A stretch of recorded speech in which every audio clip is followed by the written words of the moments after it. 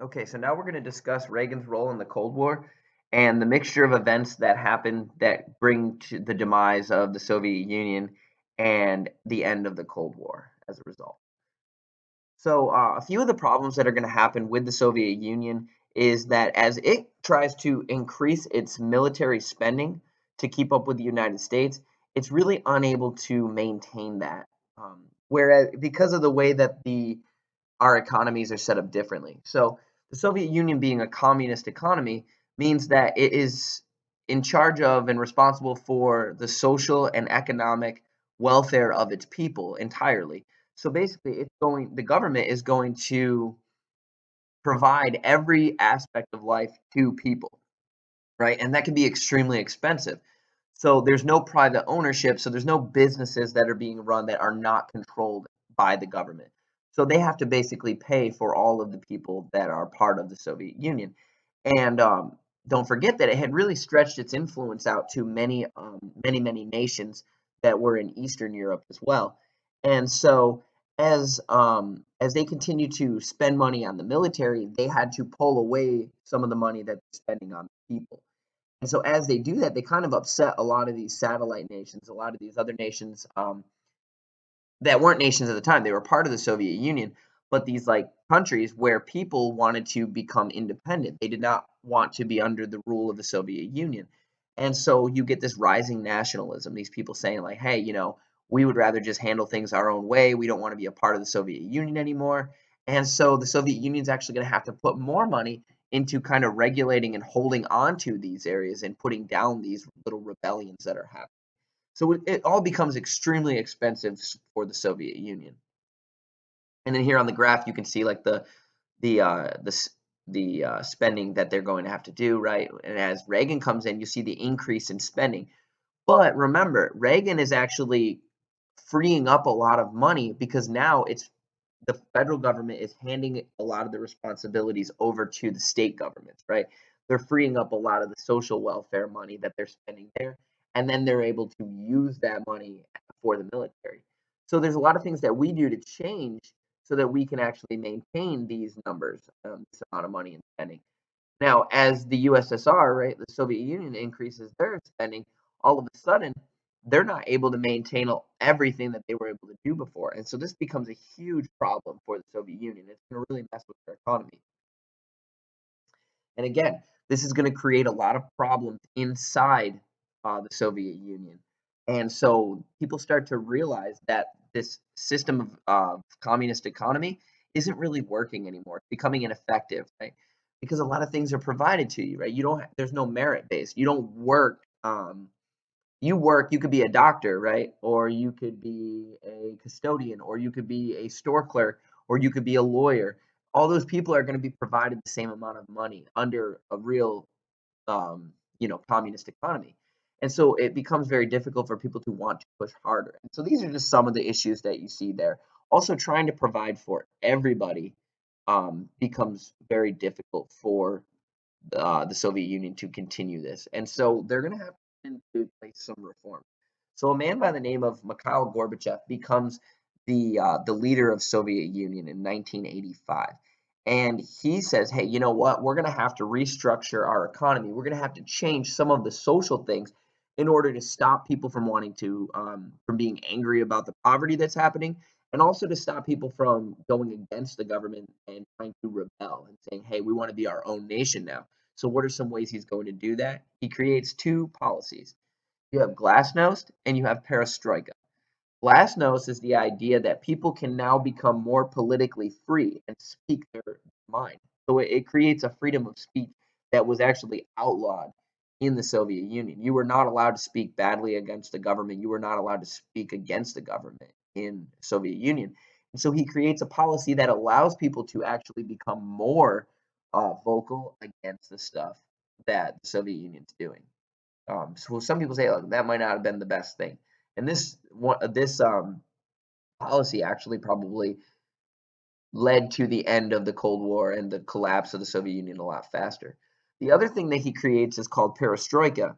Right? And perestroika is actually creating an economic restructuring that is going to make the communist economy closer to a capitalist, right? So it actually allows for small amounts of private ownership, and this is to become more competitive against the capitalist economies like the United States. And so again, this is going further away from communism, from the traditional Soviet communism. And so this again creates, probably leads a little bit, it probably speeds up the collapse of the Soviet Union. Now, Reagan is actually going to challenge the Soviet Union. It's almost as if the administration could recognize the weakening of the USSR and wants to put more pressure on them. So Reagan's actually going to put a lot of pressure on the Soviet Union, coining terms like the evil empire, right? And he gives speeches where he, like for example, the tear down this wall speech, where he says, you know what, let's end this, like let Berlin be united again and tear down the Berlin Wall. And so he puts a lot of pressure on Gorbachev and on the Soviet Union during his presidency. And again, what are some of these ways that we're going to put pressure on them? Well, don't forget that during Nixon's presidency, they opened the door with China, right? So we actually established better relations with China during Nixon's presidency. And this actually helped us because it created a divide between the two biggest communist countries, right? You had China and you had the Soviet Union. And now you put like a little bit of divide in them. And so by us becoming more friendly with China, that actually established our relationship with them in a trading aspect, right? And it actually pushed the Soviet Union away, and so it isolated them even more. So they weren't allowed to make as much profit, and so that's where really you start to see the decline of the Soviet Union. And Reagan's actually going to continue this by increasing our military spending, right? And so as we keep building and building and building, we watch the Soviet Union try to stay with us. And this actually makes it very difficult for them because they're trying to manage um, the livelihood of their people and the military. And it's just not possible with the amount of money that they're making at the time. So this puts a lot of pressure on them and will eventually lead to the collapse. If you look into many of the nations like Poland, Czechoslovakia, Hungary, these are satellite countries that are part of the Soviet Union, and they start to fight and rebel against the Soviet Union in hopes of their own independent countries and their independent nations.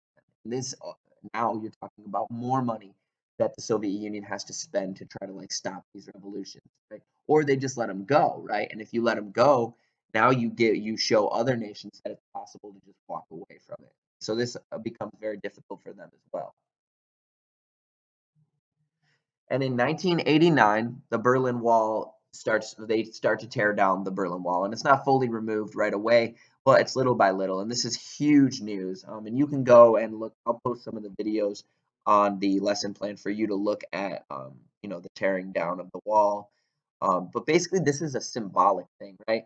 I mean, people at this point could already kind of go back and forth, but the actual destruction or tearing down of the wall really symbolizes the fall of the Soviet Union and kind of the crumbling of that of the Cold War. And for us, even though it's still going to go on another year or two, this is really marks kind of the end, the turning point, if you will.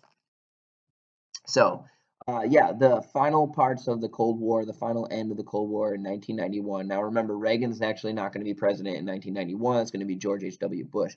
But all of the policies and everything that happens during the 80s is going to kind of lead to this moment where the Soviet Union will actually break up, and it will turn into many different independent republics. Russia will be Russia now. You'll have Georgia, Ukraine, Poland, Czechoslovakia. They will all have their own nations again, and they will no longer be satellites of there. So that is. Oh, well, I'm sorry. One more thing. So, yeah, so Reagan, one of the final parts here, we're just going to talk about some of the things that he set up with Gorbachev. And so, it's very similar. We talked about SALT before, right? Which was an arms limitations. And then we also have START, right? Which is the Strategic Arms Reduction Treaty. And so, this is just kind of like the United States and the Soviet Union were kind of starting to work together once again, and to, decrease the amount of weapons that are going to be out there, like the amount of arms that both sides are going to have. And this is really going to signal the end of the Cold War. All right. So now you guys can go on and do your quiz and the rest of your lesson.